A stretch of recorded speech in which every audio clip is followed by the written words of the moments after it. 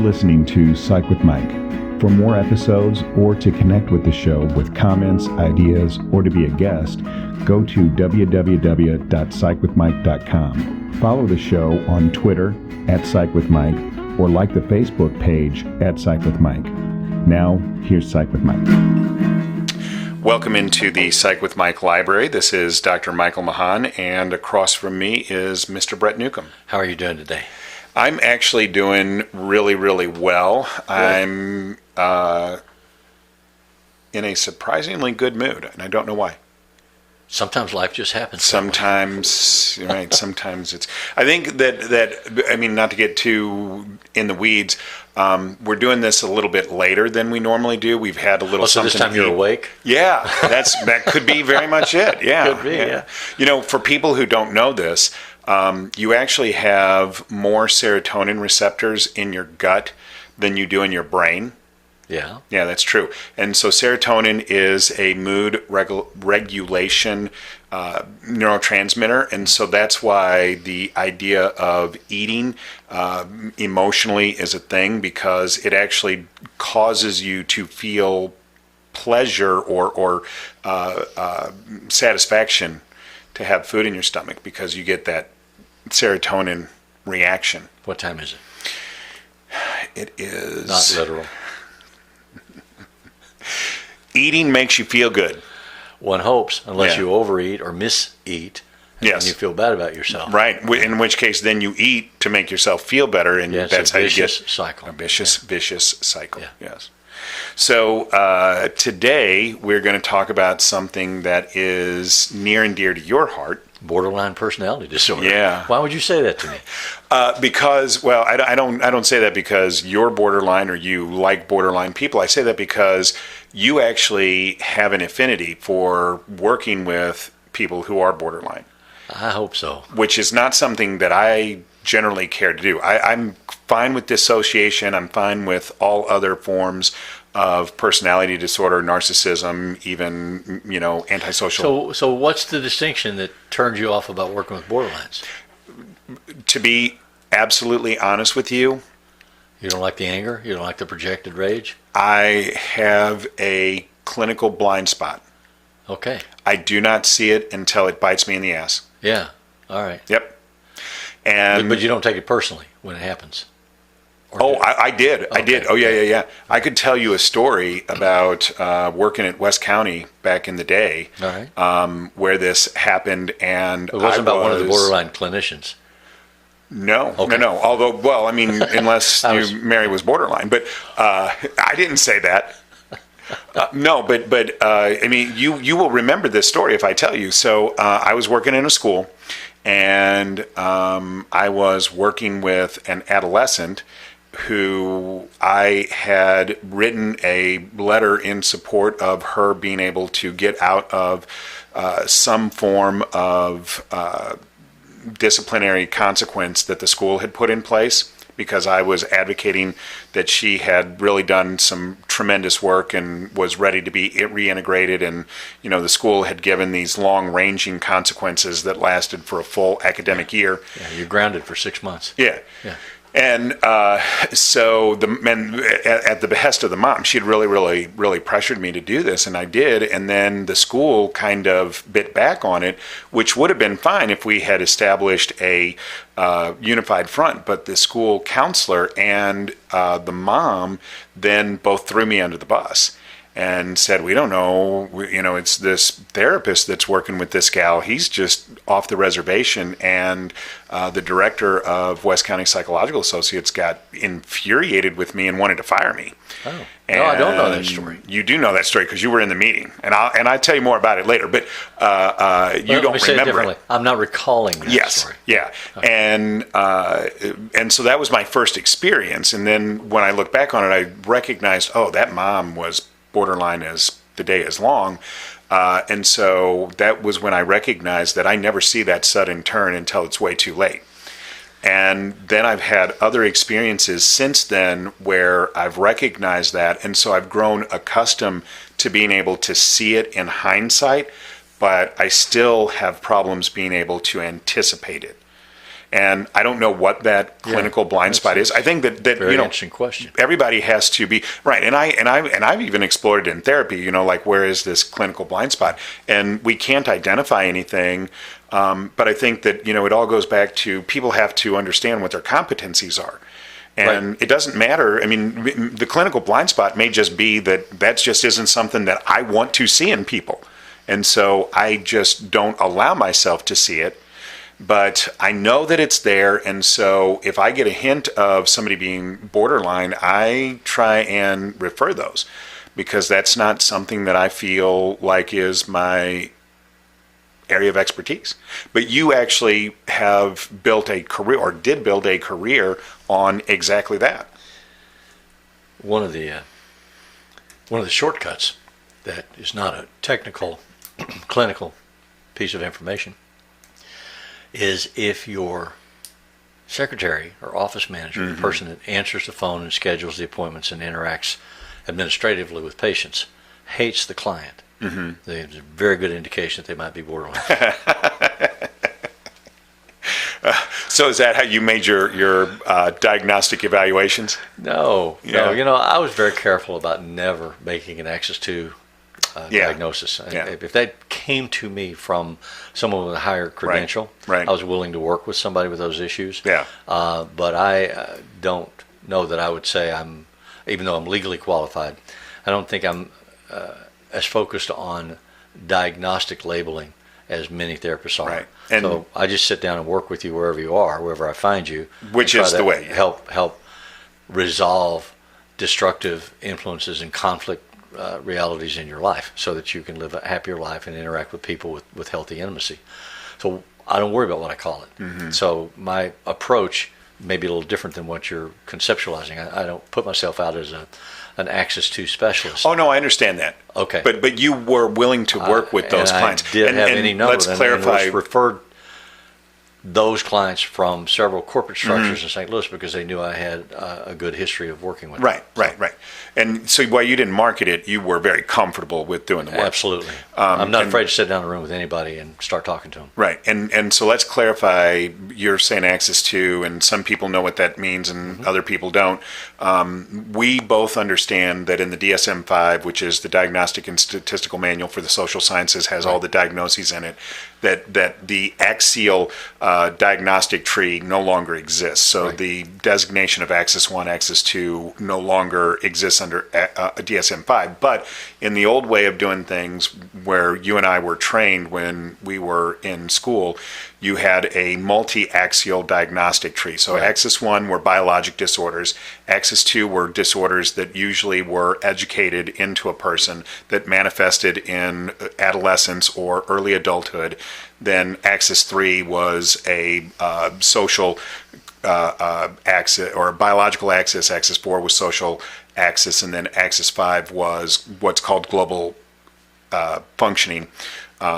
And it was just a number that you assigned for how the person was acting in that moment. Yeah. So when we talk about Axis 2, what we're talking about are disorders that are usually the result of some kind of educative process. Like you have to be in a family structure. You may have a biological disposition, but for the way your brain is wired, but you have to be in a family structure that supports the development of that disorder. Yeah, and so there are a lot of different theories of explaining, when in the developmental cycle the damage occurs. If there was a split before the age of 3 or 4, when you started to develop defense mechanisms, if some trauma happened before then. Right.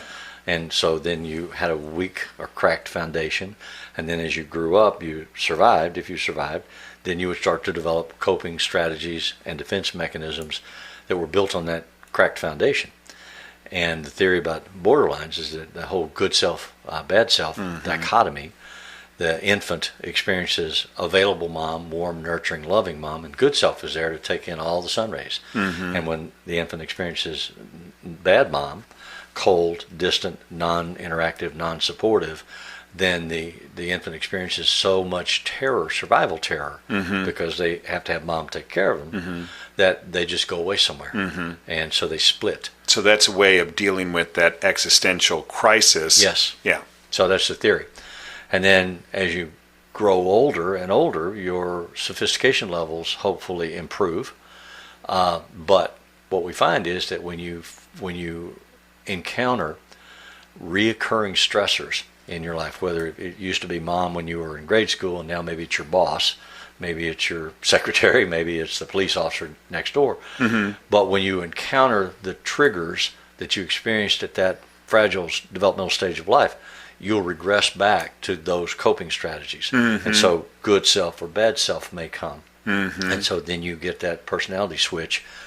And it's not become a different identity. You still know your name, you still know your phone number, you still can drive a car, but you react to things totally differently. And that sometimes damages your relationship, gets you in legal trouble, gets you fired from work, Right. that kind of stuff. So my kind of clinical picture of borderline personality disorder is, I'm going to tell you what it is, and I'm going to ask you if you agree with it, is that these individuals are desperate for what they perceive as intimate connections. And so they are always pursuing intimacy with others and will even elicit it, even in very, very seductive ways. And then the minute that they approach And it, when you say seductive, you're not talking about sex No. specifically. Yes, it may be sexual, but it's anything that makes you attractive. Exactly. Okay. Yeah. It'd be very flattering. Oh, you're the best therapist that I've ever been to. But then they may Let me also buy be you dinner. Right. Yeah. Be very sexual. Like, oh yeah, I'm very attracted to you Right. as a person. And then, but it's always asymptotic, because the closer that they get to having that genuine intimacy, the more that they feel insecure Anxiety. about it. And then they get to a point where they want to create a self-fulfilling prophecy. And so they will actively do something to destroy prove that you don't budding love me. intimacy. Yeah. Right. So you would agree with that? Yeah, absolutely. You're going to hate me. I mean, they would come in every week and say, you're going to hate me. Why am I going to hate you? Well, because I did this week. Well, I don't hate you. Oh, but you have to. Everybody else does. You know, and just their waves that are driven by the anxieties that they experience, the stress that they have in their life, the needs for intimacy that they're feeling when they get so massive, and they can't trust them, they can't commit to them, they can't believe that they're real, so they sabotage. Right. And Not on purpose, unconsciously. yeah. I mean, I would. We could go Degrees deep of into. difficulty, We could go deep into how much on purpose or not that is, but or how aware of the process that they are. But so when the individual feels like, okay, so let me ask this a different way.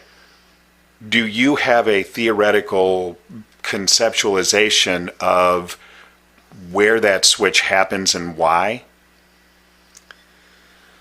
You mean originally, or? Well, no, between the I want you to love me and now I can't allow you to love me. Yeah, I think my understanding is when I get too close. When I get too close, your fear of rejection causes you to anticipate rejection, and then you act out in such a way that I'm forced to reject you. Okay. And it's a self-fulfilling prophecy. Well, so then, all right, so the thing that triggered this was that I'd come across an article in Psychology Today on a core personality trait that might account for borderline personality disorder, and what they called it in the article was rejection sensitivity, and that's exactly what you're saying then. Yeah. See, I don't know that I had thought of it that way. That was I was actually, when I read the article, against accepting what the article was saying, because I saw it as a different process. How do you see it? I don't know that I had it. Well, so I'll tell you how I saw it, and then you can correct where you think that this is flawed. I see it as the individual already has a preconceived idea of what the other person, so I see it more as what would be considered projective identification. They already have an idea of how other people are going to view them, and then the seduction process is a part of trying to test that theory. Or pull you away from it. Make you see me this way instead of that way. Yeah. Yeah. And then in the end, their confirmation bias requires them to confirm their original worldview, and so then that isn't really rejection sensitivity, because they already have a firmly implanted idea of what they believe is going to happen. So my father, who was a gambler, would always describe that as trying to make 8 the hard way with a pair of 4s. That you wouldn't accept any other combination that made 8. You just had to have a pair of 4s. So it becomes a self-fulfilling prophecy, and you project that out there. I don't know that that's really any different than what I'm saying. That at the end of the day, what happens is when this person desperately needing to have an intimate, committed relationship and to be safe in that relationship, their fundamental flaw is that they cannot feel safe in that relationship because it was broken in early infancy because good mom, bad mom split.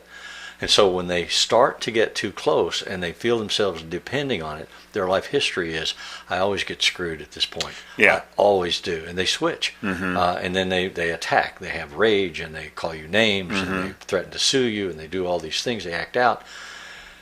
And they get far enough away that they get terrified that they've lost you, and then they turn around and come back. And then they're seductive, and they're like, I'm really sorry, I'd had a bad night, I hadn't slept in 3 weeks, I was drunk, it's not my fault, and do you still love me? And so then you try to reassure them that, it's not that I still love you, I still accept you for what you are, I see you, and there may be consequences. Like if you punched a hole in my wall, you're going to have to pay to get it fixed, but I'm still going to sit here and talk to you. The only thing that's going to break that connection is if you hit me. Or someone else in the room, or yourself. You're using language like switch. Yeah. And on that axis 2, so the axis 2 personality disorders that we think of in the traditional sense are, dissociation, narcissistic personality disorder, dissociative identity disorder. Right. Borderline personality disorder, and psychopathology, sociopathic disorder. Right. And so in the dissociative disorder, we talk about switching. So people who have what used to be called multiple personality disorder, that trauma causes them to compartmentalize parts of their personality, and they switch between those parts. That's good. So when you say switch, are you saying it in a kind of dissociative sense? Do you see a connection between those things? So in multiple personality or dissociative identity disorder, which is what it's called now, you have a vertical switch. You have a complete composite personality with a memory, its own traits. I play the piano, I speak French. Agreed. My other alternatives do not. Right. And they have a history for whenever they're present or out. In the borderline type switching, it's horizontal. It's not vertical. It's not a complete. It's just there's like a hole in the road, and they can fall in the hole. But they haven't changed identities. They haven't changed. Okay. Can they see the hole? They can learn to. Okay. And they can learn to try to avoid it. I mean, that's part of what therapy does. But the big name, the 2 big names in the field of this area of work are Masterson and Kernberg. And Kernberg says that you can't really deal with an axis 2 split in a therapeutic way other than emotional support and maintenance so that the self-destructive behaviors are limited or repressed until they're in their late 40s or early 50s, and unless they have a decent support system and they really want to get better, they really want to change. So whether you're dealing with a narcissist or a borderline or a sociopath, you're not going to make those fundamental characterological changes until that time. So in the meantime, what you do is expressive supportive psychotherapy. So that's actually really helpful for me, the difference between the vertical and the horizontal switching. So when you're talking about the switching in the context of the borderline personality, what you're saying is that when they make that switch, they're still the same. So what we would say in dissociative disorder, that the primary is still manifest. The primary is still there. They haven't switched personalities, but they've switched. Yeah, you just got on my last nerve, and I hate you. Yeah. I'm gonna. Yeah. Okay, so what's I'm still me. Right. So is that an affective, AFF-ECT, which is the psychological word for emotion? Is that an affective switch? What switches there in your mind? It's emotional. It's driven, so it is affective. Yeah. It's driven by the anxiety of getting too close to the fire. So it's existential. Yeah. Yes. Those are. I don't use that to describe it. I know, but I need that. All right. If I feel that I can trust you and believe that you love me or that you care about me, then in my experience of life, when I get to this place with somebody, it always gets destroyed. I'm waiting for the other shoe to fall, and I'm going to be so upset. And so I kick the ball rolling because let's get to it. And then I'll separate from you. I won't trust you. I won't need you. You don't do anything for me. You're the worst therapist in town. Until I get far enough back from you that I'm no longer feeling that closeness. I'm not threatened by it. Now I'm feeling the distance, so I have to come back. So then I start trying to be seductive. I'll bring you a birthday cake. Okay. All right, so it's just a dance back and forth. Yeah. Okay, so And I so see what I have that's to where the understand when I switch is. see that behavior, Uh-huh. is where's the anxiety? What's in fear of? Can we talk about that behavior? Can we talk about the underlying fear of that? I'm still going to be here, even if you're a jerk. As long as you follow certain physical constraints, then we can sit and talk about the fact that I'm ugly or that you hate me or that I don't help you or that I'm just taking your money and I don't really care about you. I mean, you can have all those conversations. Right. You don't invest in them. You just listen to them. But then that deals with what I would consider the underlying insecurity. Yeah. Right. But seeing the hole in the road would be something that they could anticipate. They could look at and say, okay, I see do that I'm reality testing. starting to switch. So do you do that? Do you say, okay, this is what I see you do when I see you start to push people away? And they'll say, oh, no, I don't do that. You say, okay. You don't ever argue with them and say, I'm the therapist. I know what I see. You say, okay, I really want to understand because you matter to me and I want to get this right. And so if I think that I'm seeing it in the future, can I ask again? Will that be okay? And they go, oh, yeah, sure. So then you just start doing it. You just start, it feels to me like this is happening. I just saw this, you twitch your right shoulder and then the next thing that comes out of you is something angry. So I think I noticed that. Do you notice that? And they're like, no, you're wrong. Okay, I'm wrong. Can I keep checking? Yeah, keep checking. So eventually what happens is they learn to, and they'll say, I just twitched, didn't I? And then you say, yeah, I think you did. I think I saw that. Can we talk about what was the last thing you remember? We talk about what was the last thing you felt? Can we go somewhere with that? No. Okay. Well, let's talk about what we were talking about then. How about the Cardinals? Whatever innocuous thing. So you just work the process in front of you. All you ever have is what's in the room. And so you can see what's in the room. You can show it to them. But you have to create that safe holding environment where they're not being judged or dismissed or criticized. They're being accepted and reflected. Accurate emotional reflection. So in the end, just to kind of wrap this up, then what you would say is that you agree that this concept of rejective or rejection sensitivity is at the core of. And so did you agree? So the other term that they use in the article is cognitive affective personality system, so that people have, that's kind I don't get lost in all that terminology. Right. I know you love it. To me, it's more functional experience in the room. And what do I feel when you walk in? How do I feel your presence? How do you make eye contact? Does your voice change? Do your eyes tear up? And is that a seductive manipulation? Are you showing off for me? Right. Or are you letting me see who you are? And I guess I got hung up on the idea of the rejection sensitivity in that, okay, so you would have to be rejected, but you're saying it is the anticipation. Yes. Because of an early critical rejection. Yeah, and that makes a lot of sense. Yeah. Okay, so hopefully this was beneficial for people, and as always, if you have any comments, ideas, or you'd be interested in being a guest on the show, please contact us through the website, www.psychwithmike.com. Follow us on Twitter @PsychWithMike, like us on Facebook @PsychWithMike. The music that appears in Psych with Mike is written and composed by Mr. Benjamin DeClue, and I thank him for that. And as always, if it's Friday, it's Psych with Mike.